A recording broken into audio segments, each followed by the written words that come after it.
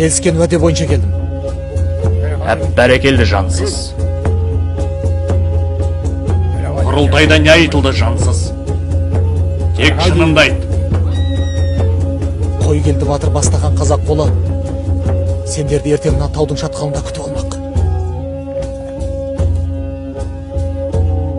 Жоңғар қонтайшысы бұл еңбегімді ескерусіз қалдырмайды. Уәделескендей мынау сенікі. Құлағын түрік жүрсін жансыз. Сақ бол.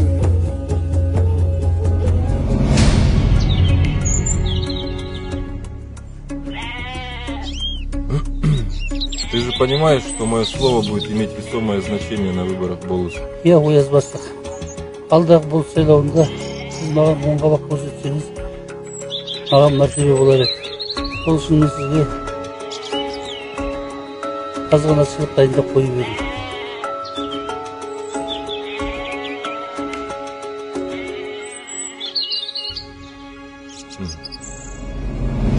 Халық жауымен күресте сіздер біздің көзіміз һәм құлағымызсыздар. Әлі де қырағылық керек. Анау Талапбайдың баласын көзіңнен таса қылма. Әрине.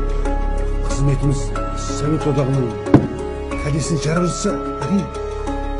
Бірақ әлгі... Түсіндім. Еңбегіңіз үшін қамбадан екі қабасты аласыз. Рахмет. Бірге түсінеміз, қызметтес. Бірақ бәріміз пендеміз ғой. Мынау шайбоңыз болсын. Оныңызды, мынауыңызды арғырай бақыңыз.